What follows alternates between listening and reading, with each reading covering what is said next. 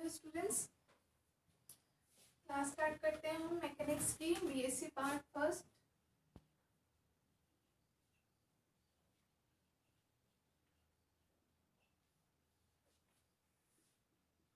Mechanics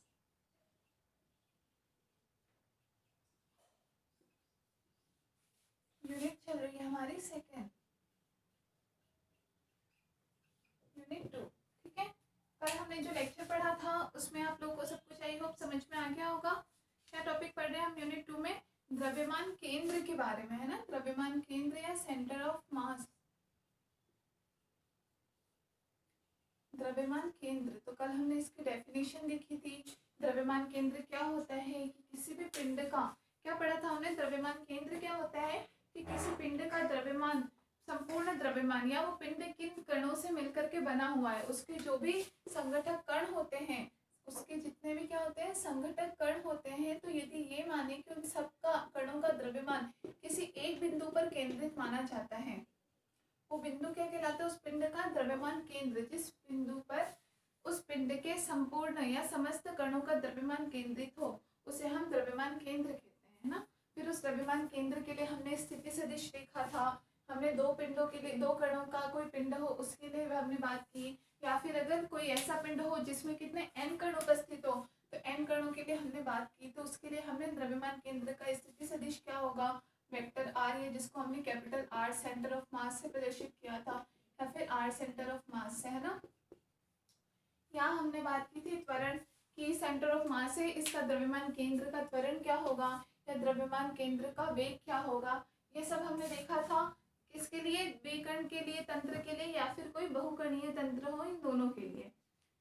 ठीक, इसमें समझ में आ गया होगा आप लोगों को, इसमें कोई प्रॉब्लम तो नहीं हुई। हमारे पास जो फाइनल आरसीएम का मान कितना आया था? द्रव्यमान केंद्र के स्थिति सदिश का मान हमारे पास कितना आया था? हमने लिखा था समेशन MI/RI बटे में समेशन M के बराबर, है ना, जहाँ I बराबर कितना था? 1 से लेकर के n तक, मतलब कि समस्त किसके बराबर हम कह सकते हैं स्थिति सदिश की सभी कणों के द्रव्यमान आघूर्णों का कुल योग और बटे में समस्त द्रव्यमान का कुल योग किसके बराबर था? ये जो अनुपात आया इसको हमने कहा द्रव्यमान केंद्र की स्थिति सदिश के बराबर आता है। इसके अलावा हमने यहीं से r को, क्योंकि हम क्या लिख सकते हैं वेग के रूप में, हम लिख सकते हैं dv/dt, सॉरी v को हम लिख सकते हैं dv/a बराबर हम लिख सकते हैं dv/dt, और फिर v को हम किस रूप में लिख सकते हैं dr/dt के रूप में, है ना। तो यहाँ से हमने r का मान, त्वरण का मान या फिर वेग का मान और बल का मान भी हमने निकाला, है ना। बल और बलों के लिए हमने ये भी पढ़ा कि किसी भी कण पर लगने वाला कुल बल, यहाँ जो पिंड है इसके जितने भी संघटक कण है प्रत्येक कण पर कितना, कुछ तो हम बाह्य बल लगाते हैं जिसको हमने F एक्सटर्नल कहा, प्लस ये जितने भी कण होते हैं ये सब आपस में अंतःक्रिया करते हैं, जिस अंतःक्रिया के कारण ये समस्त कण एक दूसरे पर बल लगाते हैं। उस बल का मान परिमाण में बराबर होता है लेकिन दिशा में बिल्कुल विपरीत होता है। तो किसी कण पर लगने वाला कुल बल कितना होता है? F external plus F internal के बराबर, मतलब लगने वाले बाह्य बल प्लस आंतरिक बल दोनों के योग के बराबर होता है किसी कण पर लगने वाला कुल बल, है ना। और आंतरिक बल का हमने क्या पढ़ा था? क्योंकि ये सारे के सारे कण एक दूसरे पर बल लगाते हैं अंतःक्रिया के कारण, जो परिमाण में बराबर लेकिन दिशा में विपरीत होता है, इसीलिए सभी के सभी जो आंतरिक बलों का मान कैसा होता है? कुल मान होता है वो कितना हो जाता है? 0 हो जाता है। F इंटरनल का अगर हम कुल मान लें समेशन, तो वो कितना होता है? 0 के बराबर हो जाता है, क्योंकि सभी दिशा में विपरीत होते हैं तो एक दूसरे के प्रभाव को निरस्त कर देते हैं। ये सब अभी मैंने सिर्फ क्या बताया है जो हमने कल पढ़ा। जो स्टूडेंट आज ये वीडियो देख रहे हैं उनको मैं बता दूं कि हम हमारा मैकेनिक्स का यूनिट 2 हमने स्टार्ट की, जिसमें अभी हम द्रव्यमान केंद्र के बारे में पढ़ रहे हैं। कल से हमने क्लास स्टार्ट की है और द्रव्यमान केंद्र के बारे में हमने कल क्या क्या पढ़ा वो चीजें मैंने आपको मेन बातें बताई हैं। द्रव्यमान केंद्र, स्थिति सदिश, द्रव्यमान केंद्र का त्वरण, उसका वेग, किसी कण पर लगने वाला कुल बल, एक्सटर्नल बल, इंटरनल बल, ये समस्त चीजें हमने कल डिस्कस की थी। इनमें कोई दिक्कत तो नहीं? हाँ, एक मैंने कल आप लोगों से पूछा था कि समेशन और इंटीग्रेशन में क्या फर्क होता है। What is the difference between summation and integration, है ना। एक स्टूडेंट ने आंसर भी दिया था, सही आंसर था वैसे उनका भी, कि एरिया फाइंड आउट करने के लिए हम किसका यूज लेते हैं, समेशन का यूज। लेकिन इन दोनों में मेन डिफरेंस क्या होता है, मेन डिफरेंस ये होता है कि समेशन का यूज हम कहाँ करते हैं, डिस्क्रीट क्वांटिटीज को ऐड करने के लिए। डिस्क्रीट क्वांटिटीज को ऐड करने के लिए समेशन यूज में लिया जाता है, जबकि कंटीन्यूअस क्वांटिटीज को ऐड करने के लिए इसका यूज किया जाता है इंटीग्रेशन का। ठीक है, कल के वीडियो में मैंने क्वेश्चन पूछा था, मैंने कहा था कि आप सब जिनको आंसर पता हो वो बताएं कि समेशन या इंटीग्रेशन में क्या फर्क होता है। दोनों का यूज हम किसके, योग करने के लिए ही लेते हैं, चीजों को जोड़ने के लिए यूज में लेते हैं, फिर क्यों किसी जगह हम समाकलन का उपयोग करते हैं, कहीं पे हम समेशन का उपयोग करते हैं, कुछ तो डिफरेंस होता होगा। क्या ये संभव है कि ये दोनों राशि एक ही है, बस कहीं पे हमारा मन होता है तो हम ये चिन्ह लगा देते हैं या कहीं ये चिन्ह लगाते हैं, ऐसा नहीं होता। देखो, समाकलन का यूज कहाँ किया जाता है, जहाँ पे कोई कंटिन्यूअस क्वांटिटी हो, जहाँ पे हमें पता हो कि यहाँ से लेकर के यहाँ तक हमें इन सब का योग करना है। ठीक है, जैसे हमें इसमें कोई लिमिट बताती होती है कि 1 से 10 तक, मान लो 1 से 10 तक के लिए मुझे एफ डॉट डी आर निकालना है, तो मुझे आर का क्या मान ज्ञात करना है 1 से 10 तक के लिए। तो इसमें 1 से 10 के बीच में आने वाली सारी की सारी वैल्यूज ही आ गई। एक आ गया 1.1, 1.2, 1.3, 1.4, 1.5 से करते करते 2 और 2 से 10 इस प्रकार से। तो सारे के सारे मान किस में आ गए इसमें, तो क्यों, क्योंकि ये सारे मान कंटिन्यूअस है, सतत रूप से हमें इन सब का योग करना है। ठीक है, तो जहाँ सतत रूप से योग करना होता है उसके लिए हम किसका यूज लेते हैं, समाकलन का।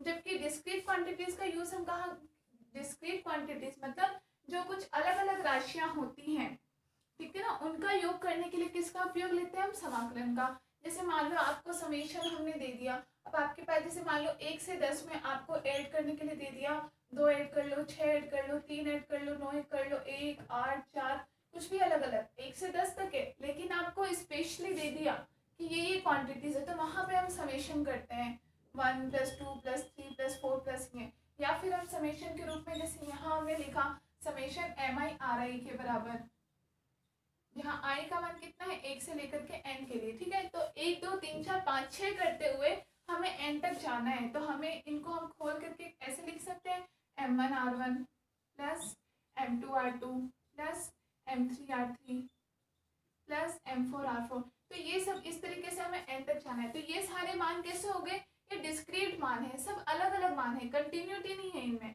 ये सब अलग अलग है। M1R1 का मान अलग है, M2R2 का अलग होगा, M3R3 अलग। तो समेशन का मतलब क्या हुआ कि पहले तो आप ये M1 R1 से मल्टीप्लाई करके ये मान पता करो, ऐसे M2 को R2 से मल्टीप्लाई करके ये मान पता करो, ये पता करो, फिर इन सब का योग करो, वो मान होता है समेशन का। ठीक है, इसमें ऐसा मतलब नहीं हुआ कि इसमें आधा भी आ जाएगा, 3/4 भी आ जाएगा, 1/4 भी आ जाएगा, 1/8 भी आ जाएगा, ये मतलब नहीं होगा, इसमें ये सारे नहीं आएंगे। जबकि समाकलन में क्या होता है, समाकलन में कंटिन्यूटी आती है। 1 से 10 का मतलब 1 से 10 के बीच में जितनी भी क्वांटिटीज आई हम उन सबके लिए ही योग करेंगे। ठीक है, तो ये आपका डिफरेंस होता है समाकलन में और समेशन के बीच में। कहाँ पे समाकलन का उपयोग करना है, कहाँ पे किसका, समेशन का। तो लिखना कंटिन्यूअस क्वांटिटीज को ऐड करने के लिए हम समाकलन का उपयोग करते हैं, जबकि डिस्क्रीट क्वांटिटीज को ऐड करने के लिए हम समेशन का यूज करते हैं। या फिर हम ये बोलते हैं जैसे एरिया का जिन्होंने बात कही थी उनका आंसर भी सही था, उन्होंने यही कहा था कि एरिया को ऐड करने के लिए हम किसका, समेशन का यूज करते हैं। जैसे मान लो अभी मुझे ये मैंने बना दिया कोई भी शेप, ठीक है, मुझे इस पूरे का एरिया पता करना है, तो मुझे एरिया पता है नहीं, मान लो ये एरिया बहुत बड़ा है, मैं कैसे पता करूं, नाप नहीं सकते हम इसको, तो हम क्या करेंगे, इस पर हमें कोई भी छोटा एक इसका छोटा सा भाग ले लेते हैं और हम उसका एरिया पता कर लेंगे। उसका एरिया पता करके हम इसकी चारों बाउंड्रीज के लिए उसका क्या करेंगे, समेशन कर देंगे। ठीक है, तो एक का एरिया पता किया और बाकी पूरी वैल्यू के लिए क्या कर दिया, उनका समेशन की इतना योग पूरे के लिए, अलग अलग एरिया इस तरीके से अलग अलग छोटे छोटे एरियाओं का। तो इसीलिए एरिया किसी भी कर्व का, कोई हमें ग्राफ अगर हमने बना रखा है, किसी ग्राफ के अंदर अगर हमें कोई एरिया पता करना है तो हम क्या करते हैं कि उसके लिए हम किसी छोटे मान का एरिया पता करके और संपूर्ण मान के लिए वहां पे समेशन का उपयोग करते हैं ना। तो वो भी एक तरीके से डिस्क्रीट क्वांटिटी हो गई कि हमने उस पूरे के लिए समाकलन नहीं किया है, एक का मान अलग प्राप्त किया है, फिर उसके बाद ऐसे अलग अलग सभी मानों के लिए हम पूरा योग करना चाहते हैं, तो वो डिस्क्रीट क्वांटिटी हो गई ना। तो यही वाली बात हो गई कि अलग अलग है वो सारे मान, इसलिए हम वहाँ किसका, समेशन का उपयोग करते हैं। जबकि जहाँ हमें पता होता है कि कंटिन्यूअस मान है यहाँ से लेकर के और यहाँ तक, इसमें चाहे जो भी मान है सबका हमें तो योग बस कर देना है, तो वहां किसका प्रयोग करते हैं, समाकलन का। ठीक है, ये आप लोगों के कोई कोर्स से रिलेटेड चीज नहीं है, लेकिन ये बेसिक चीज है, क्योंकि आप लोग मैथ्स के स्टूडेंट हो, तो ऐसी छोटी छोटी चीजें कई बार हमें ध्यान आ जाती है, हम इग्नोर कर जाते हैं। हम डेरिवेशन करते टाइम बस कहीं पे समेशन बता दिया तो समेशन लगा लिया, कहीं समाकलन बता दिया तो समाकलन लगा लिया। कभी हमारे दिमाग में ये क्वेश्चन नहीं आता कि मैम कहीं पे आप समाकलन क्यों यूज में ले रहे हो, या कहीं पे समेशन क्यों यूज में ले रहे हो, काम तो हम दोनों जगह योग ही कर रहे हैं, तो क्या हम समाकलन की जगह समेशन यूज में ले सकते हैं ऐसा। तो ये आपको देखना है कि वहां पे आप किस क्वांटिटी को योग करने जा रहे हो, कोई डिस्क्रीट क्वांटिटी है या फिर कोई कंटिन्यूअस क्वांटिटी है। ठीक है, तो ये आपके बस ऐसे ही मैंने बता दिया, ध्यान में आ गया तो आप लोग कोई नोट करना चाहो तो कॉपी के ऊपर ऊपर आप लोग लिख लिया करो, ऐसी नोट चीजें तो कभी ध्यान आ जाती है ना।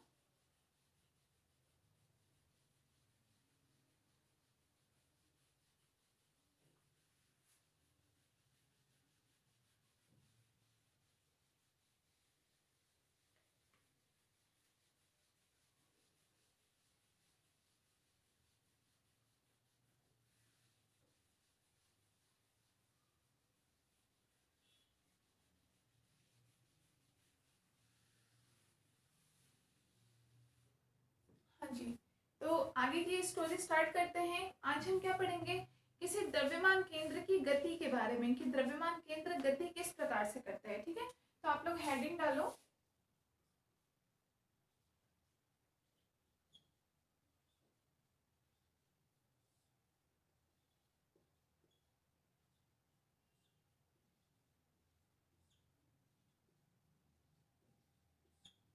द्रव्यमान केंद्र की गति,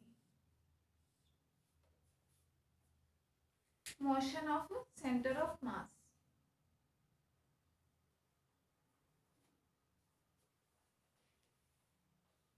तो गति से हमारा मतलब क्या है कि हम ये देखना चाहते हैं कि कोई द्रव्यमान केंद्र किस अवस्था में गति करता है। हम उस पर कोई बल लगा रहे हैं, क्या उसमें गति केवल तभी होगी, या फिर अगर हमने कोई बल नहीं लगाया है, एफ एक्सटर्नल हमने 0 मान लिया है, क्या उस अवस्था में वो गति करता रहेगा या फिर रुका रहेगा, है ना। तो हम उसकी गति देखना चाहते हैं कि किन स्थितियों में वो गति करता है, किस प्रकार से गति करता है। ठीक है, तो इसके लिए हम पढ़ते हैं द्रव्यमान केंद्र की गति। तो कल हमने जैसे किसी बहुकणीय कण का तंत्र था, बहुकणीय तंत्र था, तो उसके लिए सबसे पहले हमने क्या देखा, कण का स्थिति सदिश लिखो।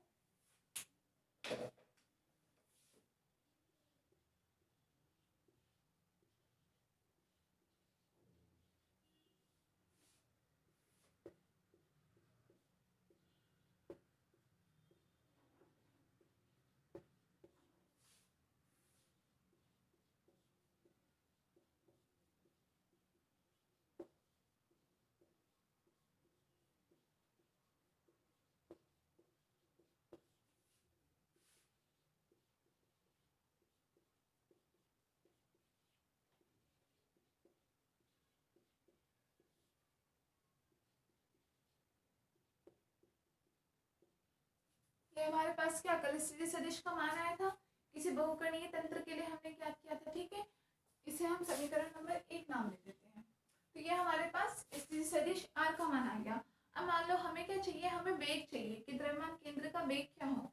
तो वेग प्राप्त करने के लिए क्या करें, हम इसका टी के सापेक्ष अवकलन करते हैं।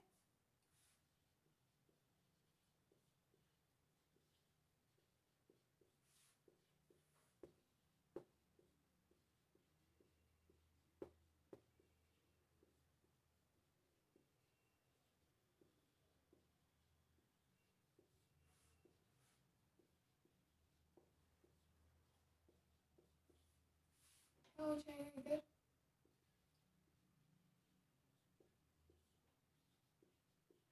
इसके बराबर हो जाएगा ये वेग, VCM लिख सकते हैं हम। ठीक है, यहाँ से हमें क्या मान मिल जाएगा, 1/m समेशन mi dRi/dt के बराबर। ठीक है, इसको हम समीकरण 2 नाम दे देते हैं। या इसे हम चाहे तो इस प्रकार से भी लिख सकते हैं, 1/m समेशन mi dRi/dt किसके बराबर हो गया, वेग के बराबर, तो vi के बराबर हो गया ये। ठीक है, या हम लिख सकते हैं कैपिटल M इंटू VCM बराबर समेशन एम आई वी आई के बराबर हमें किसका मान मिल जाएगा, m को अगर मैं इधर मल्टीप्लाई कर दूं तो एम वी सी एम बराबर समेशन एम आई वी आई के बराबर हो जाएगा। तो ये मान किसका हो गया, मोमेंटम के बराबर मिल गया हमें। M I V I, M V बराबर क्या होता है, कण का संवेग होता है। तो यहाँ हमें आई वे कण का क्या मिल जाएगा, संवेग। ठीक है, इसको हम ये भी लिख सकते हैं capital M B C M बराबर समेशन पी आई, जहाँ पी आई क्या है, आई वे कण का संवेग।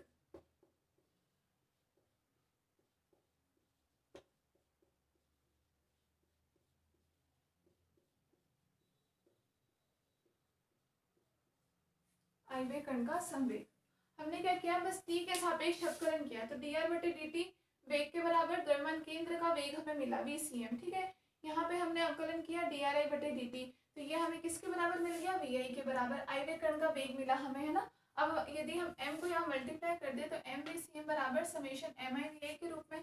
समीकरण यही है, लेकिन हम चाहें तो इस रूप में भी लिख सकते हैं कि एम वी सी एम बराबर किसके बराबर आ रहा है, संवेग के बराबर। मतलब द्रव्यमान केंद्र का वेग इंटू उसके कुल त्वरण, उसका कुल द्रव्यमान का जो गुणनफल है किसके बराबर होगा, समस्त आई वे कणों के संवेग के योग के बराबर होगा इस समीकरण से। लिख लो, इतना नोट कर लो।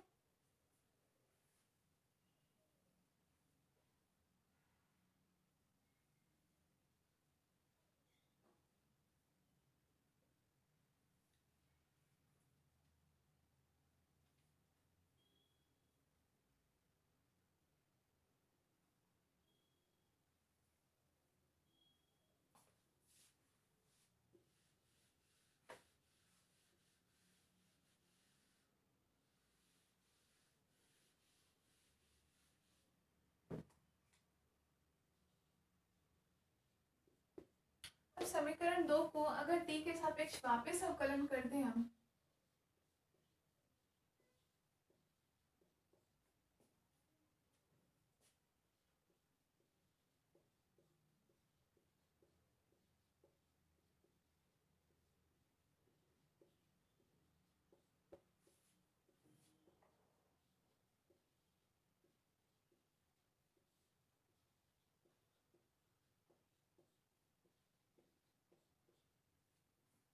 क्या मिल जाएगा, डी वी सी एम बटे डी टी।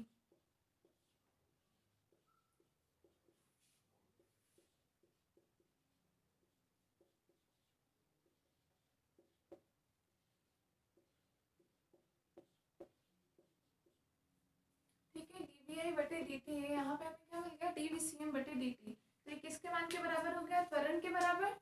वेग में परिवर्तन, समय के सापेक्ष वेग में परिवर्तन की दर किसके बराबर होती है, त्वरण। ए सेंटर ऑफ मास, द्रव्यमान केंद्र का त्वरण। एम समेशन एम आई और ये हो गया ए आई के बराबर। समीकरण नंबर 3।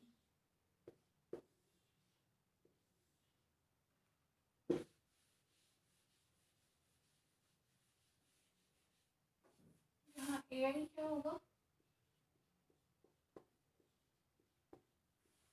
आई वे कण का त्वरण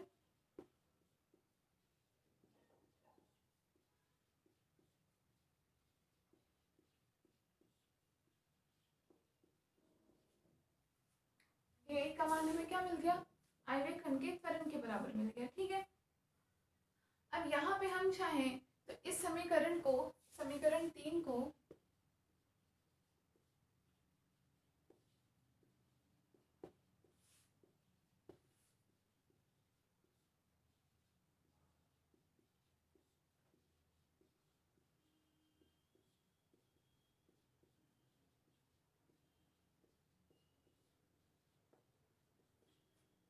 यदि m को हम यहाँ मल्टीप्लाई करते तो क्या मिल जाएगा, M A centre of mass बराबर होगा समेशन एम आई ए आई के बराबर।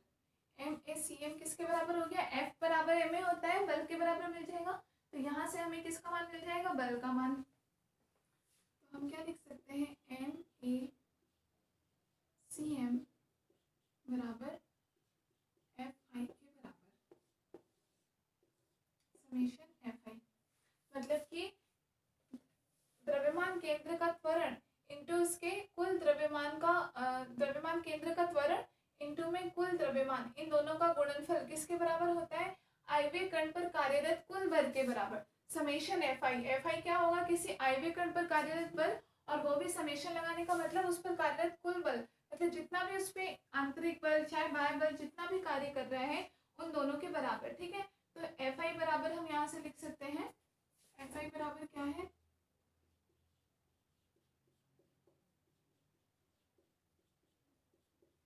समेशन एम आई ए आई के बराबर है। ठीक है, बराबर क्या है, ये आयवीय कण पर कार्यरत कुल बल।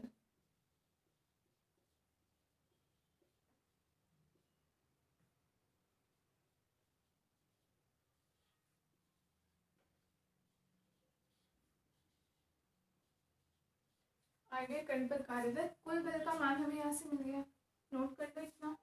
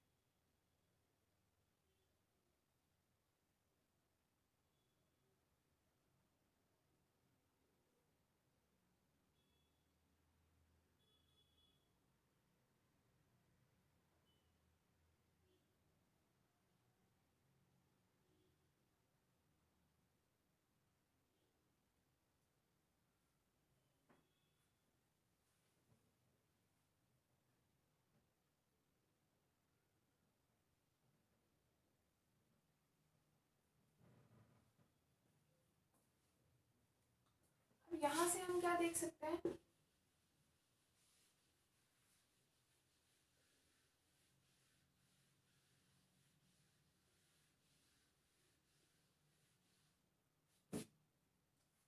हमने समेशन एम आई किसके बराबर में बताया है, आयवीय कण पर कार्यरत कुल बल, मतलब कि आयवीय कण कौन सा होगा, इसमें जितने कण हैं टोटल 1 2 3 4 5 6, अगर हम आई तक माने कि कुल आई कण है और हर आई एक कण पर कितना इतना बल कार्य कर रहा है, तो पूरे निकाय पर कार्यरत कुल बल कितना हो जाएगा, हम लिख सकते हैं कि वेक्टर एफ बराबर क्या हो जाएगा, समेशन एफ आई के बराबर, वेक्टर एफ बराबर समेशन एफ आई लिख सकते हैं हम। कैसे कि हमने क्या बोला है, आयवीय कण पर कार्यरत कुल बल है एफ आई के बराबर, मतलब कि कोई ये निकाय है जिसमें कुल 1 2 3 4 5 6 करते करते कोई आई कण टोटल कार्य कर रहे हैं, हर एक आयवीय कण पर कार्यरत कुल बल कितना है, इतना बराबर है। तो अगर हम ऐसे हर बल पर कार्यरत कुल बल का योग कर दें 1 2 3 4 5 6 सबके लिए अगर हम कुल योग करें तो हमारे पास कितना आ जाएगा, इस पूरे निकाय पर कार्य समस्त कणों के कारण हमारे पास कार्यकारी बल आ जाएगा, और वो समस्त कणों का जो बल आएगा वही तो कितना कुल बल होगा। यहाँ पे एफ हमें क्या मिल गया, निकाय पर कार्यरत कुल बल, निकाय पर कार्यरत कुल बल, कि टोटल इतना बल इस पूरे निकाय पर कार्य कर रहा है। ठीक है, जहाँ पे समेशन एफ आई एक कण पर कार्यरत कुल बल है, एक कण पर आपको पता है, अब समेशन एफ आई का मतलब एक कण पर कार्यरत कुल बल क्या होता है, कुछ आंतरिक बल भी कार्य करता है कुछ बाह्य बल भी कार्य करता है। तो चूंकि हम जानते हैं कि एफ आई बराबर किसके बराबर होगा, एफ आई पर कोई तो एक्सटर्नल बल भी कार्य कर रहा होगा बाह्य बल, प्लस एफ आई पर इंटरनल बल भी कार्य कर रहा होगा, कुछ आंतरिक बल भी कार्य कर रहा होगा। ठीक है ना, ये हमने क्या बताया, यहाँ से एक बार फिर से देख लो, किसी को कुछ भी कंफ्यूजन हो एक बार फिर देखो कि हमने यहाँ समेशन एफ आई हमने क्या बताया, समेशन एम आई ए आई के बराबर आया था, मतलब कि हर आयवीय कण पर कार्यरत बल कितना है, इसके बराबर है। तो इन समस्त आयवीय कण कौन सा है, आयवा कण हमने बताया था, आई का मान क्या से बता रखे हैं हम, ए बराबर 1 से लेकर के एन तक का मान है, मतलब जो कुल एन पार्टिकल है उनको हमने नाम दिया है आई। तो हर कण पर कार्यरत कुल बल का योग ही कितना, निकाय पर कार्यरत कुल बल होगा, कि एक बल पर समेशन एफ आई हमने लिखा है। ठीक है, एफ आई किसी भी आयवीय कण पर कार्यरत कुल बल के बराबर है। तो अगर हम इन समस्त बलों के कारण योग कर दे, अब यहाँ क्योंकि कैसे ये सब डिस्क्रीट है, सब अलग अलग कण है, अलग अलग कणों के लिए इनका योग कर रहे हैं, इसलिए हमने यहाँ पे समेशन यूज में लिया है। ठीक है, क्योंकि डिस्क्रीट क्वांटिटीज को हम ऐड करना चाह रहे हैं। तो प्रत्येक बल का कार्यरत कुल बल के बराबर ही कितना हो जाएगा, निकाय पर कार्यरत कुल बल, तो वेक्टर एफ के बराबर हमने समेशन एफ मान लिया। ठीक है, अब हम बात करते हैं कि एक बल पर कार्यरत कुल बल से हमारा मतलब क्या है, एफ आई से हमारा मतलब क्या होगा। तो हमें पता है कि किसी भी कण पर कुछ आंतरिक बल भी कार्य करता है, कुछ बाह्य बल भी कार्य करता है। मतलब एफ आई बराबर क्या होगा, F I external plus F I internal दोनों के बराबर होगा। और क्योंकि न्यूटन के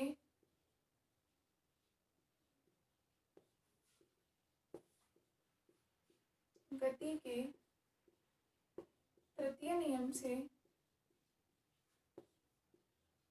तृतीय नियम होता है क्रिया प्रतिक्रिया का, कि प्रत्येक बल दूसरे कण पर, प्रत्येक कण एक दूसरे कण पर बल लगाएगा जो परिमाण में बराबर और दिशा में विपरीत होगा। ठीक है ना, समस्त कण एक दूसरे पर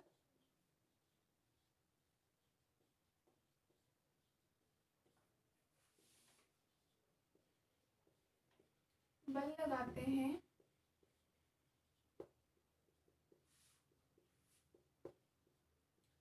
जो परिणाम में बराबर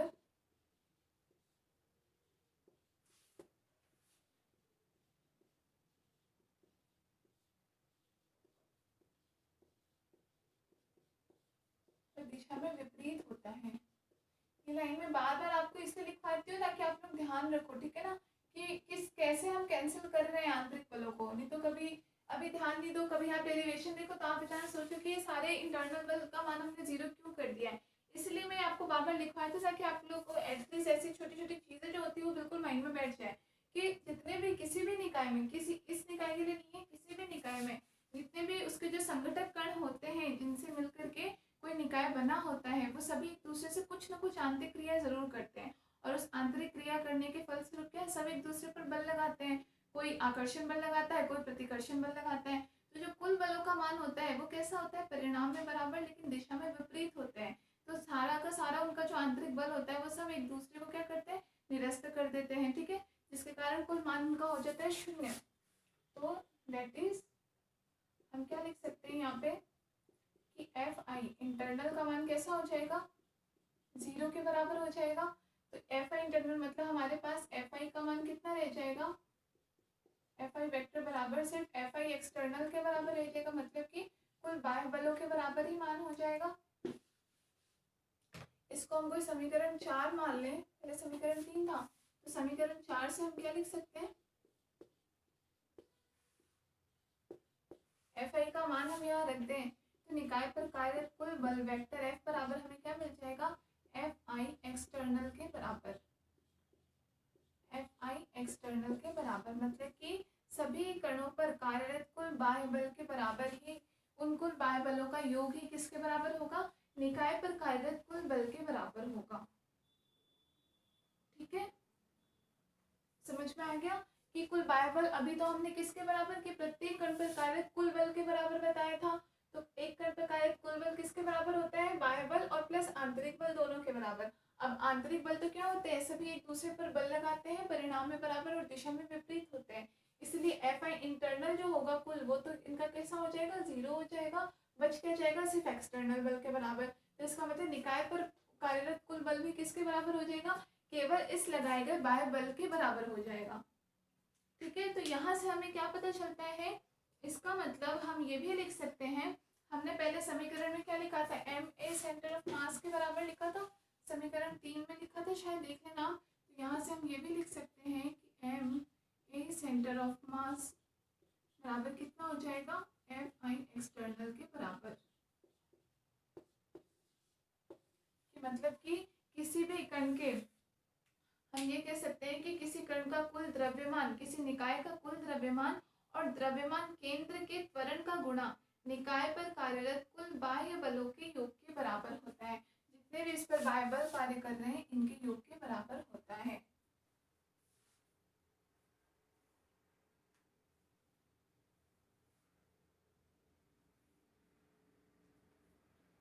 लाइन चाहो तो लिख लो कि निकाय के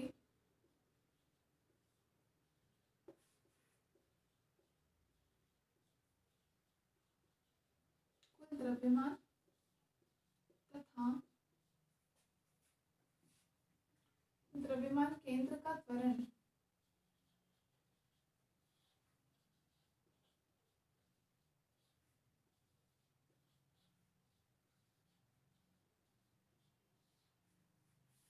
का गुणनफल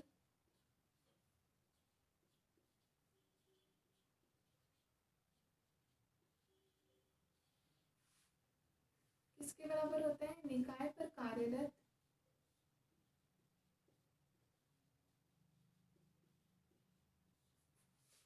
समस्त बाह्य बलों के बराबर होता है।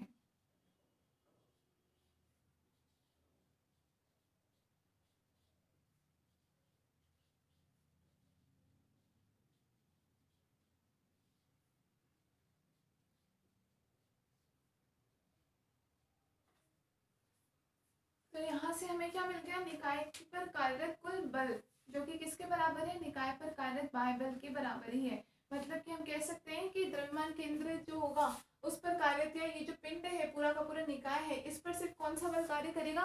जो भी बाह्य बल हम जो इस पर लगाएंगे वही इस पर लगा हुआ कुल बल के बराबर होगा। ठीक है, तो हम ये कह सकते हैं यहाँ से कि इसका मतलब द्रव्यमान केंद्र जो है इसकी गति कैसी होगी? ये कुछ इस तरह गति करेगा कि जैसे निकाय का सारा द्रव्यमान इस द्रव्यमान केंद्र पर संकेंद्रित हो और कुल बाह्य बल भी इसी बल पर कार्यरत हो। कोई भी जो हम द्रव्यमान केंद्र जिसकी गति पढ़ रहे हैं, मान लो ये वो केंद्र है, तो इसकी गति किस प्रकार होगी कि जैसे इस पिंड का समस्त द्रव्यमान इसी केंद्र पर उपस्थित है और सारा का सारा जो बल लग रहा है बाह्य बल वो इसी पर आकर के लगेगा, और इस पर जब बल लगेगा तो उस बल के प्रभाव से ही इसका मतलब द्रव्यमान केंद्र क्या करेगा? गति करेगा v वेग से, जो v सेंटर ऑफ मास हम पहले निकाल चुके हैं। ठीक है, इसका मतलब द्रव्यमान केंद्र की गति किसकी वजह से होगी? इस पर लगाए गए बाह्य बल के कारण होगी। और गति कैसे होगी? जैसे कि सारा द्रव्यमान इसके द्रव्यमान केंद्र पर संकेंद्रित हो और कुल बाह्य बल इसी पर कार्यरत हो।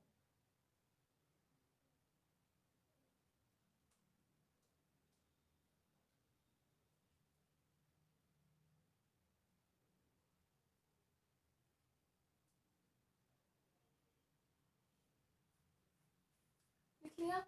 यहाँ से हम क्या लिख सकते हैं? ये हमने क्या निकाला? निकाय पर कार्यरत कुल कार्यकारी बल। यहाँ हमें क्या पता चला कि द्रव्यमान केंद्र गति किसके प्रभाव में करेगा? इस लगाए गए बाह्य बल के प्रभाव में ही गति करेगा। ठीक है, तो ये हमारे पास द्रव्यमान केंद्र की गति आई कि द्रव्यमान केंद्र लगाए गए बाह्य बल के प्रभाव में गति करेगा। अब अगर हम मान लें कि बाह्य लगाए गए जो हमारा बाह्य बल है इसका मान 0 हो, देखो यदि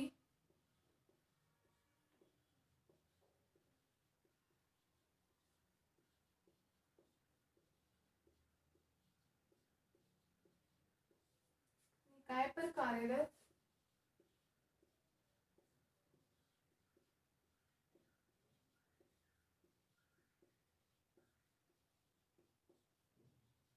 कुल बाह्य बल का मान कैसा हो? 0 हो।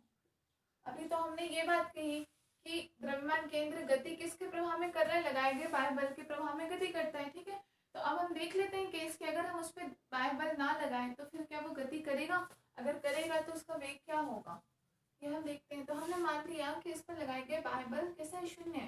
मतलब हम कहें कि F एक्सटर्नल बराबर कैसा हो? 0 हो। तो यहाँ इस समीकरण से F एक्सटर्नल 0 होने से क्या होगा? m vector a centre of mass बराबर हो जाएगा 0। अब चूंकि m तो 0 हो नहीं सकता, द्रव्यमान 0 थोड़ी ना हो सकता है, द्रव्यमान तो कुछ ना कुछ होगा ही। इसका मतलब क्या है? a सेंटर ऑफ मास कैसा हो जाएगा? 0। मतलब द्रव्यमान केंद्र का त्वरण 0 होगा। त्वरण को हम किस रूप में लिख सकते हैं? dvcm बटे dt बराबर 0। यहाँ से क्या आ जाएगा? dv सेंटर ऑफ मास बराबर 0। मतलब कि वेग में परिवर्तन 0 है। इसका मतलब सेंटर ऑफ मास का वेग कैसा होगा? v सेंटर ऑफ मास बराबर होगा नियत। v सेंटर ऑफ मास कैसा हो जाएगा आपके पास? नियत। इसका मतलब क्या रिजल्ट मिला हमें कि जब हम बाह्य बल अनुपस्थित हो, निकाय पर कोई बाह्य बल कार्य नहीं कर रहा हो, उस समय द्रव्यमान केंद्र की गति कैसी होगी? एक नियत वेग से गति करेगा। गति करेगा वो, लेकिन उसका वेग चेंज नहीं होगा, एक नियत वेग से गति करेगा। लिख लो ये।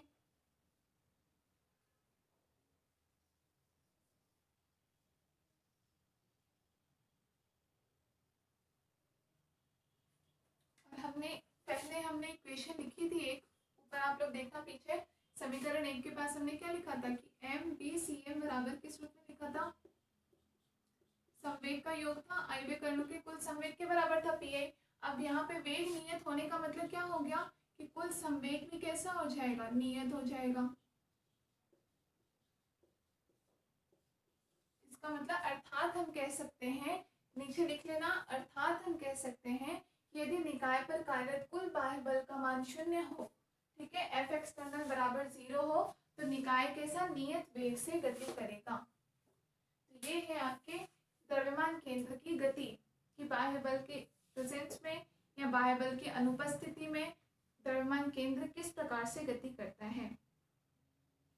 और जो इस पर लगाया गया बल है वो इस पर कुल बल कितना होता है, केवल लगाए गए बाह्य बल के प्रभाव में ही वो गति करता है, आंतरिक बल का उस पर कोई प्रभाव नहीं होता। हमने पढ़ा कि केवल किसके प्रभाव में, लगाया गया उस पर बाह्य बल कितना है उसी के प्रभाव में गति करता है।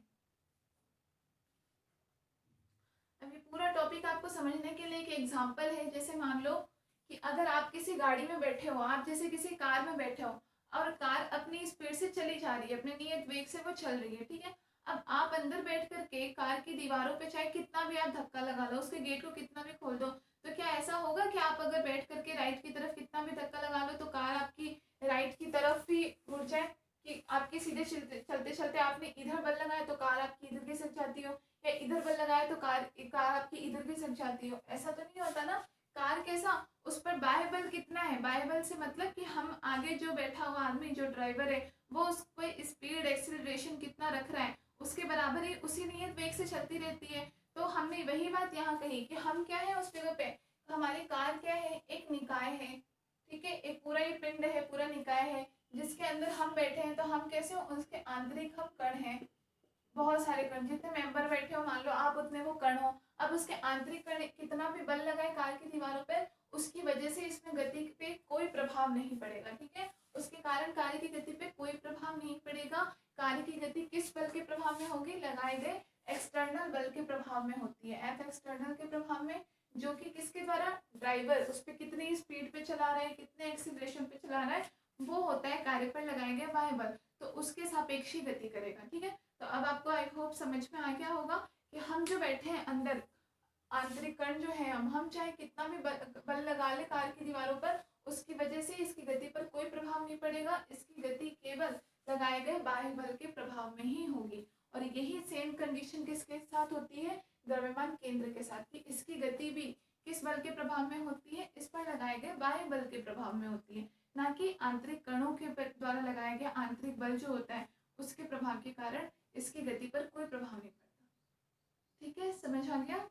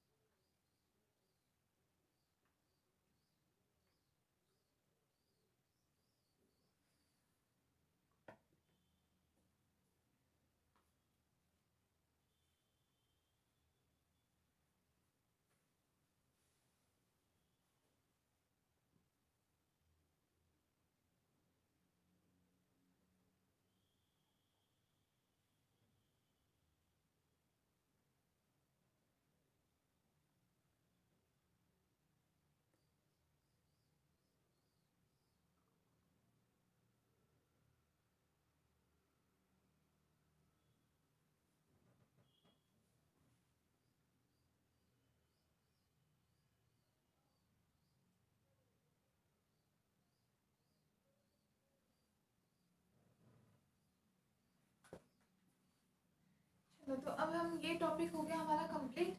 नेक्स्ट टॉपिक हम पढ़ते हैं रिड्यूस्ड मास या समानित द्रव्यमान।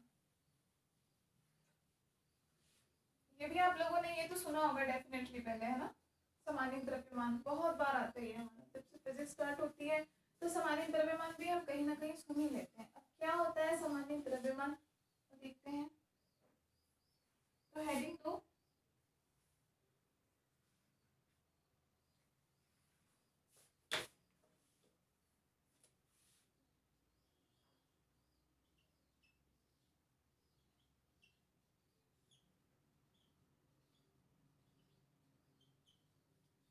विकर्ण निकाय तथा समानित द्रव्यमान।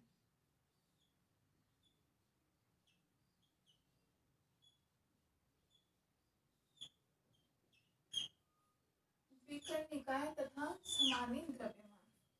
ठीक है, किसी द्विकण निकाय के लिए हम किसके बारे में पढ़ेंगे? समानित द्रव्यमान क्या होता है। तो सबसे पहले तो ये कि समानित द्रव्यमान क्या होता है।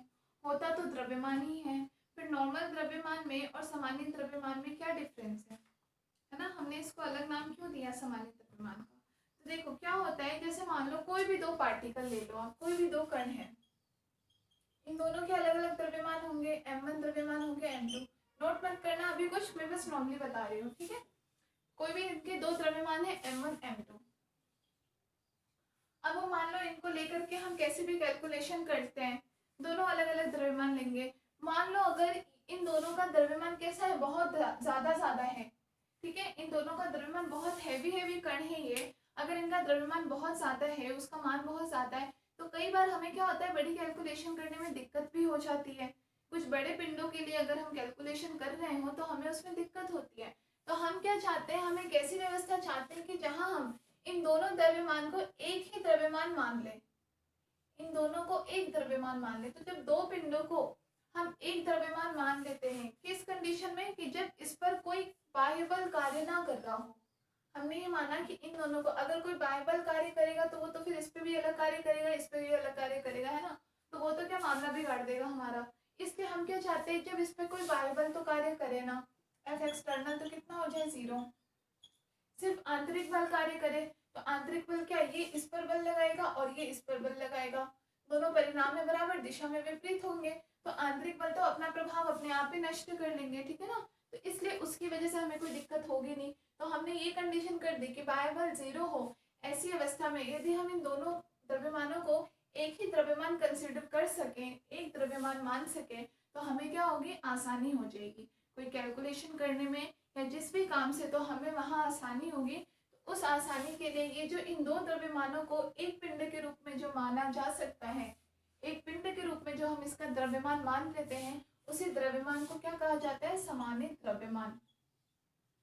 समानित द्रव्यमान मतलब वो द्रव्यमान इन दोनों द्रव्यमानों का मान रखता है, ऐसा नहीं एक को छोड़ दिया एक को, दोनों को मान करके हम इन दोनों का एक पर्टिकुलर फॉर्मूले से इन दोनों द्रव्यमान के द्वारा एक ऐसा द्रव्यमान निकालते हैं जो कि इन दोनों के मान को सुरक्षित रखते हुए हमें एक मान देता है म्यू, जिसे हम म्यू से प्रदर्शित करते हैं, उसे हम कहते हैं समानित द्रव्यमान। तो समानित द्रव्यमान के द्वारा क्या है, किसी भी दो कणों का निकाय है उसको हम एक सिंगल पार्टिकल की तरह हम मान सकते हैं और क्वेश्चन हमारा या जो भी हमारी कैलकुलेशन है वो इजीली सॉल्व हो जाती है। तो सबसे पहले ये तो आपको समानित द्रव्यमान का मतलब समझ में आया। हम इसका यूज जैसे हम बहुत जगह करते हैं, आप सोचो कि ऐसा हमें यूज कहाँ कर पड़ता है। तो देखो जैसे कि आप ये देख लो, जैसे सूर्य और पृथ्वी के बीच में सन और अर्थ है, सूर्य और पृथ्वी, तो आप देखो उन दोनों के बीच में क्या है, कोई बाह्य बल लग रहा है क्या इस पूरे ब्रह्मांड में, उस पर ऐसा नहीं है कोई बाकी ग्रह आकर के इन दोनों पे बल लगाते हैं, ऐसा कुछ नहीं होता। सिर्फ इन दोनों के बीच में एक अट्रैक्शन फोर्स होता है, ये दोनों ही एक दूसरे पर बल लगाते हैं, तो वो अपना प्रभाव तो नष्ट कर लेते हैं। अब मान लो इन दोनों से जुड़ी कोई कैलकुलेशन करनी हो, तो हमें अर्थ का हम द्रव्यमान ले और सूर्य का द्रव्यमान लेकर के, तो वो क्या होता है, बहुत दिक्कत भी आती है उसमें। तो हम ऐसे में ऐसा स्थिति चाहते हैं कई बार कि हम इन दोनों का क्या रिड्यूस्ड मास निकाल लेते हैं म्यू, और हम म्यू मान करके और म्यू से हम क्वेश्चन सॉल्व करते हैं और हमारी कैलकुलेशन राइट होती है। ठीक है ना, ऐसे ही जैसे हाइड्रोजन एटम है, हाइड्रोजन अणु में क्या होता है आपको पता है, हाइड्रोजन कैसा है, उसको हम एक सिंगल इलेक्ट्रॉन सिस्टम कहते हैं। हाइड्रोजन को आपने सुना होगा, सिंगल इलेक्ट्रॉन सिस्टम कहते हैं, क्यों, क्योंकि इसमें सिर्फ एक ही इलेक्ट्रॉन होता है। हाइड्रोजन क्या होता है, हाइड्रोजन एक ही तो होता है, इसका परमाणु क्रमांक एक, परमाणु क्रमांक मतलब इसका सबसे सिंपल नाभिक होता है, एक प्रोटॉन होता है एक इलेक्ट्रॉन होता है। ठीक है ना, तो अब एक प्रोटॉन एक इलेक्ट्रॉन में क्या होता है, अब इन दोनों का द्रव्यमान हम अलग अलग लें, उसकी बजाय अगर हम इन दोनों का रिड्यूस्ड मास म्यू लेंगे तो हमारी कैलकुलेशन इजी हो जाती है। ठीक है ना, तो इस प्रकार से कुछ सिस्टम में इनका यूज किया जाता है। सेम ऐसा ही पृथ्वी और चंद्रमा के बीच, पृथ्वी और चंद्रमा के बीच भी इस प्रकार की कैलकुलेशन की जाती है, इन दोनों का भी रिड्यूस्ड मास लिया जाता है। ऐसे ही सोलर सिस्टम्स होते हैं, तो कई जगह ऐसे ही है, कई सारे ऐसे क्षेत्र हैं जहाँ पर किसी भी दो पिंड जो है उन दोनों के अलग अलग द्रव्यमान की जगह उन दोनों को यदि हम एक द्रव्यमान मान के काम करें, या दो अलग अलग पिंडों को अगर हम एक सिंगल पार्टिकल के रूप में परिवर्तित करें तो हमारी जो गणना है वो अधिक आसान हो सकती है। और उसी द्रव्यमान को हम क्या कहते हैं, रिड्यूस्ड मास या फिर समानित द्रव्यमान कहते हैं। ठीक है, तो आपको समानित द्रव्यमान का कॉन्सेप्ट समझ में आ गया। तो अब हम देखते हैं कि रिड्यूस्ड मान का मान कैसा हो और कैसे निकाल सकते हैं हम उसको। ठीक है ना, इससे पहले आप लोगों को पता था कि रिड्यूस्ड मास क्या होता है? नाम तो सुना होगा, लेकिन एक्चुअली में होता क्या है कि ये चीज पता थी कि दो द्रव्यमानों को एक द्रव्यमान के रूप में परिवर्तित करना या दो कणों को एक सिंगल पार्टिकल के रूप में मानना ही क्या होता है, रिड्यूस्ड मास। रिड्यूस्ड मास की ये एक नया ही कॉन्सेप्ट था, कैलकुलेशन को इजी करने के लिए माना गया था। तो ठीक है, तो अब देखो, जैसे सबसे पहले हमने माना कि हमारे पास कोई दो कण, हम द्विकण का निकाय ले रहे हैं। तो हमने ये दो कण ले लिया, एक का द्रव्यमान मान लिया m1, इसका द्रव्यमान मान लिया m2। ये हमारे पास x अक्ष हो गया, ये y अक्ष हो गया। ठीक है, अब ये मूल बिंदु से इनके स्थिति सदिश हम देखें।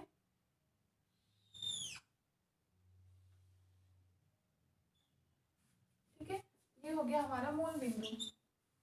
मूल बिंदु से इसका स्थिति सदिश हमने मान लिया कितना है, r1 वेक्टर।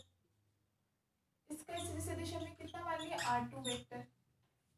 ठीक है, दो सिंपल हमने कण ले लिए और उन दोनों के हमने अलग अलग स्थिति सदिश में मान लिए। ठीक है, अब हमें क्योंकि पता है, हमने क्या बताया, इस कंडीशन में एक ही कंडीशन इसकी होती है क्या, कि इस पूरे सिस्टम पर लगने वाला एक्सटर्नल फोर्स एफ एक्सटर्नल, बाह्य बल कैसा हो, शून्य हो। बाह्य बल इस पे कोई भी कार्यरत ना हो, तो केवल आंतरिक बल लगेगा। m1 m2 पर बल लगाएगा, m2 m1 पर बल लगाएगा। ठीक है, तो m1 के कारण m2 पर लगने वाला बल क्या हो जाएगा, F12 1 के कारण 2 पर लगने वाला बल। ठीक है, इसी प्रकार से 2 किस पे लगाएगा, बल पर, M1 पे बल लगाएगा।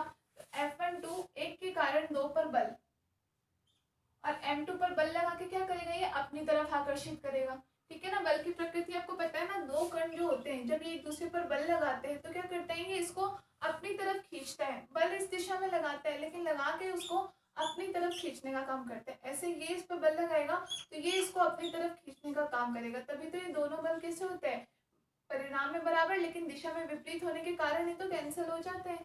ठीक है ना, तो यहाँ पे एक के कारण 2 पर लगने वाला बल F12, तो M1 M2 पर बल लगाएगा और उसको अपनी तरफ खींचेगा, तो दिशा इसकी M1 की तरफ। ऐसे ही M2 के कारण M1 पर लगने वाला बल कितना हो जाएगा, F21, तो ये M2 M1 पर बल लगाएगा और उसको अपनी तरफ खींचेगा, तो उसकी दिशा M2 की ओर हो जाएगी। ठीक है ना, इस चीज को ध्यान से देखना, आप लोग कॉपी में करते टाइम भी ध्यान रखना कि कौन सा कण किस पर बल लगा रहा है। फिर से देख लो, M1 M2 पर बल लगाएगा। पहली चीज तो आप ये ध्यान रखो कि जब M1 M2 पर बल लगाएगा तो बल कितना हो जाएगा, F12। ठीक है, पहली बात तो ये कि एक के कारण 2 पर लगने वाला बल F12 से हमने प्रदर्शित किया। अब बात आती है इसकी दिशा किसकी तरफ होगी, तो दिशा के लिए ये होता है कि जब M1 M2 पर बल लगाता है तो उसको अपनी तरफ आकर्षित करता है, इसलिए दिशा M1 खुद की तरफ रखेगा। और ऐसे ही 2 के कारण 1 पर लगने वाला बल कितना हो जाएगा, F21, उसकी दिशा क्या होगी कि जब 2 1 पर बल लगाएगा और उसको अपनी तरफ खींचेगा तो उसकी दिशा हो जाएगी M2 की तरफ। बना लो पहले आप लोग ये डायग्राम बना लो अच्छे से।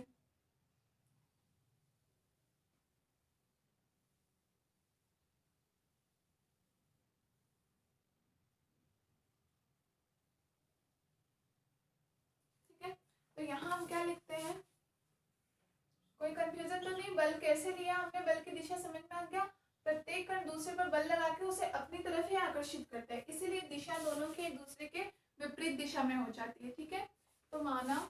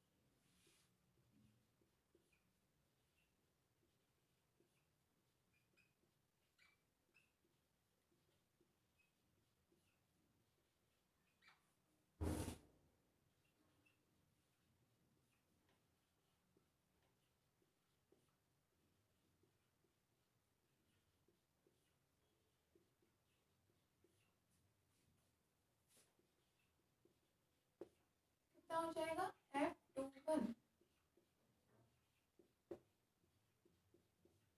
ठीक है, दो कण M1 और M2 जो एक द्विकर्ण निकाय में स्थित है, M1 द्वारा M2 पर लगाया गया बल कितना हो जाएगा F12 वेक्टर, तथा M2 द्वारा M1 पर लगाया गया बल कितना हो जाएगा वेक्टर F12 के बराबर, तथा यहाँ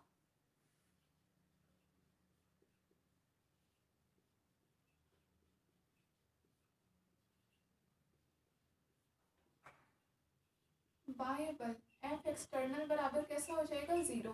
ठीक है, मतलब इस पूरे निकाय पर कोई भी बाह्य बल कार्यरत नहीं होगा। ठीक है, तो अब सबसे पहले हम देखते हैं कि इन बलों का मान कितना होगा। तो वेक्टर F21 बराबर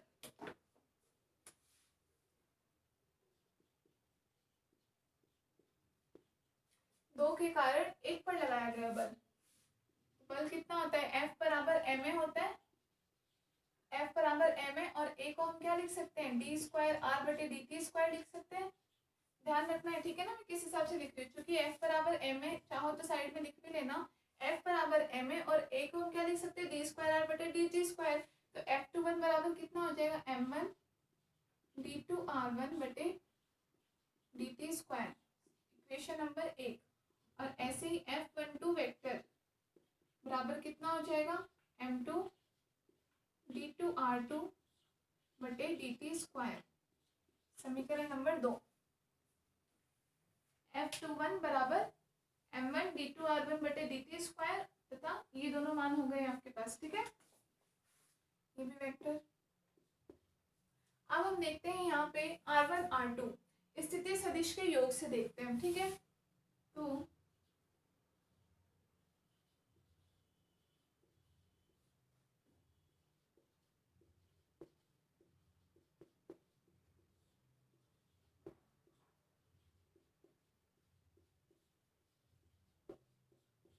स्थिति सदिशों के योग से देखो, हमने देखा मूल बिंदु के सापेक्ष m1 का स्थिति सदिश हमने इस दिशा में मान लिया वेक्टर r1, मूल बिंदु के सापेक्ष m2 का स्थिति सदिश वेक्टर r2 इस दिशा में हो गया। अब m1 और m2 के सापेक्ष स्थिति सदिश का मान क्या होगा, r12 मान लो या r21 कुछ भी मान लो, ठीक है ना, r12 मान लेते हैं। और इसकी दिशा कैसी होगी, तो आप इसकी दिशा किसी भी दिशा में मान लो, आप चाहो तो आप इधर मान लो, चाहो तो इधर मान लो, ठीक है ना, ये उस पे कोई कैलकुलेशन पे कोई आपका फर्क नहीं पड़ेगा। ठीक है, जैसे मान लिया कि दिशा इस तरफ है, ठीक है, इसकी दिशा वेक्टर r12 की दिशा, तो स्थिति सदिश के योग से आपको पता होगा कि सेम डायरेक्शन में जो भी होंगे उनका टोटल और बराबर होगा जो अपोजिट डायरेक्शन में होता है। पता होगा आपको स्थिति सदिशों का योग, क्लास 11th में सीखा होगा ना, कि जैसे ये मान लो इसको आप कोई त्रिभुज मान लो, इसमें हमें तीनों स्थिति सदिशों का योग करना है, तो कैसे करेंगे, सेम डायरेक्शन में जो स्थिति सदिश है उनका योग बराबर होगा अपोजिट डायरेक्शन में जो है उसका योग। मतलब यहाँ हम क्या लिख सकते हैं, vector r1 plus vector r12 बराबर हो जाएगा वेक्टर r2। ठीक है, vector r1 plus vector r2 vector r12 बराबर किसके हो जाएगा, वेक्टर r2 के। तो यहाँ से हमारे पास वेक्टर r12 का मान कितना हो जाएगा,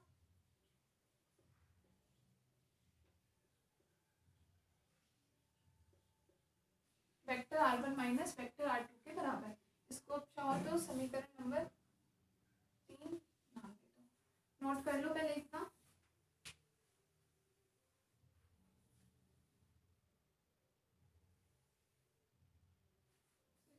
ये वेक्टर r2 माइनस r1 है ना, r12 का मान vector r2 minus vector r1।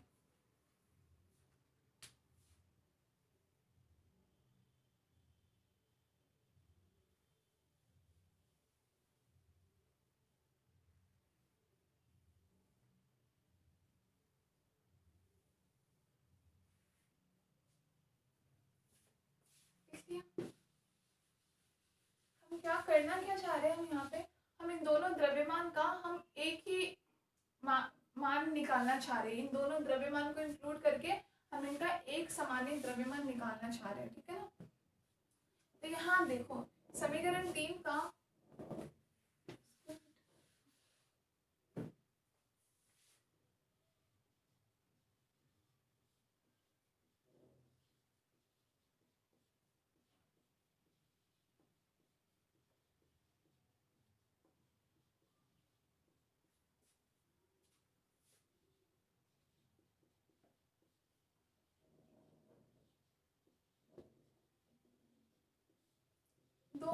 T के सापेक्ष अवकलन करें समीकरण 3 का, तो हमें क्या मिल जाएगा, d2r12 बटे dt स्क्वायर बराबर d2 वेक्टर r2 बटे dt square minus d2 vector r1 बटे dt स्क्वायर। इसको कोई समीकरण नंबर 4 मान लो। ठीक है, अब यहाँ से हमें क्या मान निकालना है, तो देखो पहले समीकरण 1 से हम देखें।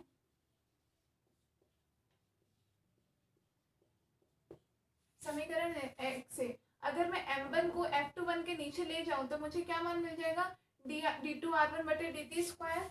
तो यहाँ से d2r1 वेक्टर बटे dt स्क्वायर बराबर किसके बराबर मिल रहा है मुझे, f21 बटे m1 के बराबर। समीकरण 1 से हमने क्या किया, बस m1 को हम इधर लेकर के गए, तो d2r1 बटे dt स्क्वायर का मान मिल गया हमें। सेम ऐसे ही समीकरण 2 से, समीकरण 2 से भी m2 को मैं यहाँ लेके जाऊं तो किसका मान मिल जाएगा, d2r2 बटे dt स्क्वायर बराबर क्या मिल जाएगा, वेक्टर f12 बटे m2।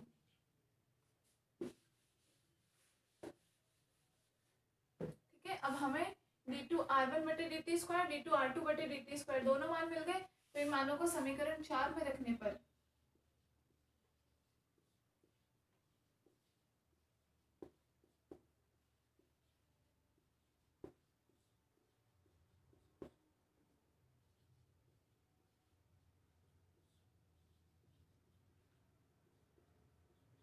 बराबर क्या मिल जाएगा, देखो d2r2 बटे dt स्क्वायर का मान हम रखें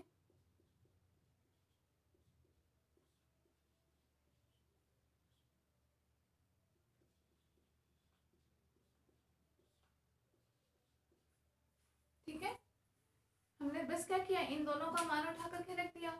अब हम जानते हैं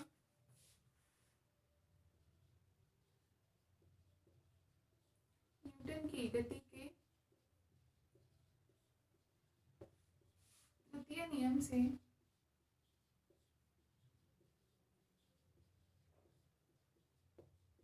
क्या कि ये f12 वेक्टर बराबर होगा माइनस f21 वेक्टर के। f12 वेक्टर का मान किसके बराबर होगा, माइनस f21 वेक्टर। दोनों कैसे, परिणाम में बराबर, एक के द्वारा दूसरे पर लगाया गया बल, तो दोनों कैसे होंगे, परिणाम में बराबर और दिशा में विपरीत होंगे। ठीक है, लिख लो इतना।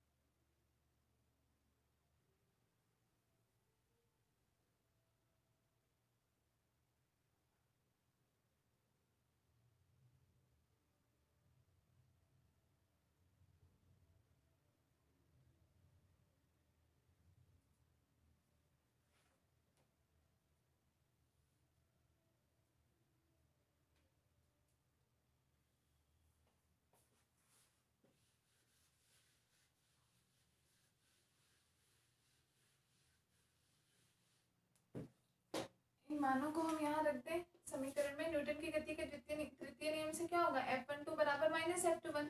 तो यहाँ से हमें d2r12 बटे dt स्क्वायर बराबर क्या मिल जाएगा, किसी का मान भी रख दो यहाँ पे, f21 वेक्टर बटे m2 प्लस f21 वेक्टर बटे m1।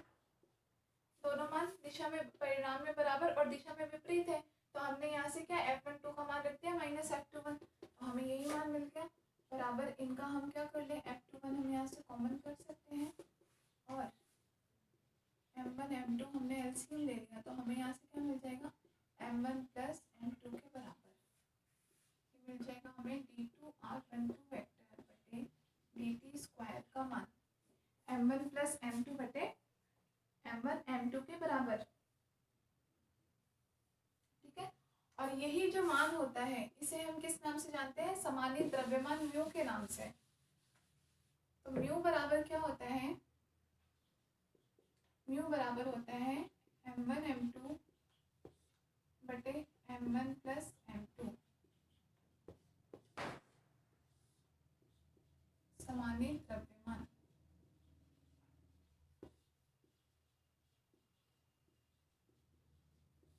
किसका मान मिला हमें? म्यू समानीत द्रव्यमान का मान मिला हमें। ठीक है, तो यहाँ से ये मान हमें मिला म्यू का, इसका मतलब ये मान क्या है हमारे पास? 1 म्यू के बराबर है। तो यहाँ से आप ये भी लिख सकते हो d2r12 वेक्टर बटे dt स्क्वायर बराबर f21 इंटू 1/म्यू के बराबर। म्यू का मान हमने क्या बताया? m1 m2 बटे m1 प्लस m2 के बराबर, जबकि यहाँ पे उल्टा दे रखा है हमने 1/म्यू का मान है। ठीक है, तो यहाँ से हम ये भी लिख सकते हैं f21 का मान हम निकालना चाहें, f21 का मान कितना हो जाएगा? म्यू इंटू में d2r12 वेक्टर बटे dt स्क्वायर के बराबर, या फिर f21 वेक्टर बराबर म्यू इंटू d2r बटे dt स्क्वायर किसके बराबर होता है? त्वरण के बराबर। तो ये हमारे पास आ गया त्वरण के बराबर। f बराबर, चूंकि मान क्या होता है? f बराबर ma होता है, और यहाँ पे हमारे पास f बराबर क्या आ रहा है? Mu a। मतलब म्यू किसको प्रदर्शित कर रहा है? द्रव्यमान को प्रदर्शित कर रहा है। द्रव्यमान किसका? इन दोनों का मिला के द्रव्यमान, दोनों का समानीत द्रव्यमान, जिसका मान क्या है? m1 m2 बटे m1 प्लस m2 के बराबर। तो ये हमारे पास 2 के द्वारा 1 पर लगाया गया बल या 1 के द्वारा 2 पर लगाया बल, आप कुछ भी लो, उसका मान किसके? म्यू इंटू a के बराबर आ जाएगा। तो म्यू इन दोनों का समानीत द्रव्यमान, ये हो गया आपका समानीत द्रव्यमान।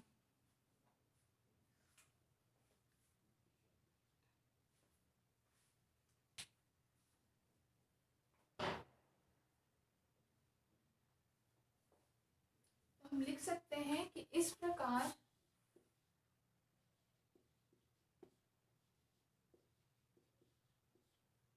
द्विकण की समस्या को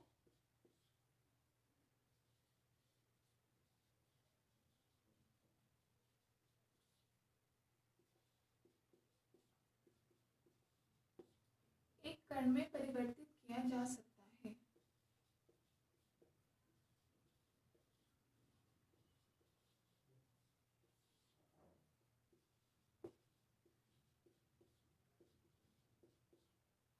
कण में परिवर्तित किया जा सकता है। तो समानीत द्रव्यमान का बेसिकली यूज क्या है वो आपको समझ में आ गया। दो कणों की समस्या को एक कण में बदलने के लिए ही हम किसका प्रयोग करते हैं? समानीत द्रव्यमान का।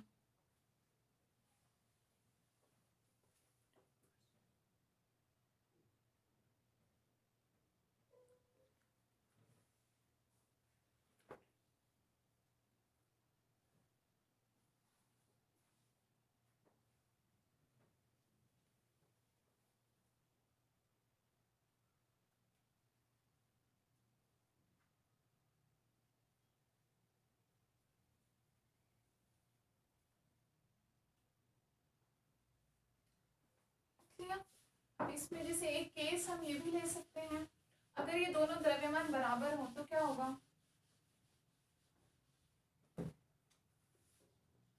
देखो यदि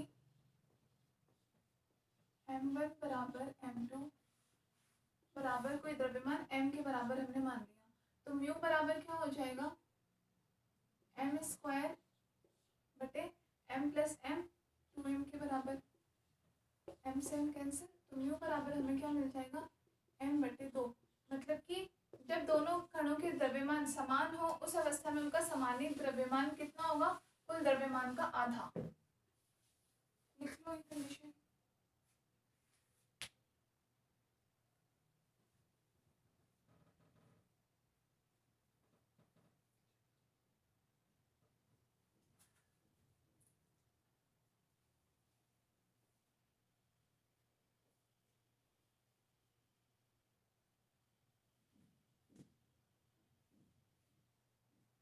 जब दोनों कणों का द्रव्यमान समान हो तो उनका समानीत द्रव्यमान कैसा आएगा? द्रव्यमान का आधा।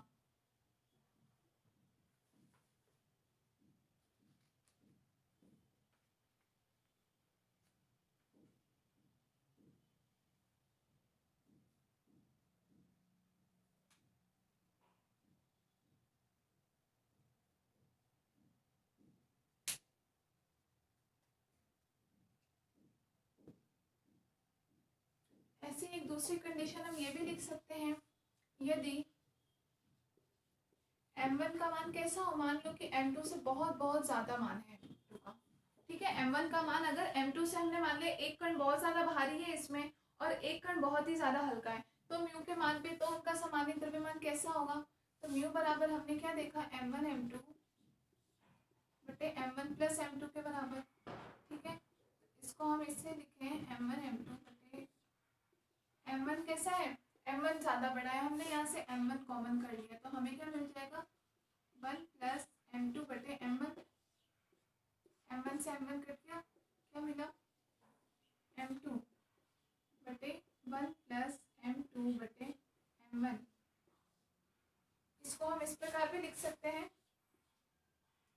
म्यू बराबर m2 इंटू इस पूरे को मैं ऊपर लेके जाऊं तो क्या मिल जाएगा 1 माइनस m2 बटे m1 का इनवर्स 1 प्लस m2 बटे m1 का इनवर्स ऊपर जा करके, और इसको कल जैसे हमने द्विघात समीकरण से खोला था, अगर इसे खोल दें तो क्या मिल जाएगा 1 माइनस m2 बटे m1, ये मान आ जाएगा। अब चूंकि हमने क्या कहा m1 का मान m2 से बहुत ज्यादा है, m2 का मान तो है बहुत कम, उसमें m1 का मान है बहुत ज्यादा, तो जब किसी बहुत छोटी क्वांटिटी में हम बहुत बड़ी क्वांटिटी से भाग देते हैं तो हमें पता है उसका मान कैसा आता है, बहुत नगण्य के बराबर आता है। पता है ना आपको, जैसे आप 2 में 10 का भाग दे दो, ठीक है ना, 2 तो ठीक है, ये तो मैंने फिर भी नॉर्मल कंडीशन ली है, आप अगर 2 में 20 का ही भाग दे दो तो कैसे बहुत छोटी से बहुत, तो मान कितना आ जाएगा 1/10, मतलब बिल्कुल 10 पे भाग के बराबर, बहुत छोटा मान आता है। तो यहाँ तो हमने क्या बताया m1 m2 से बहुत बहुत बहुत ज्यादा बड़ा है, तो इसका मतलब ये मान कैसा हो जाएगा लगभग 0 के बराबर,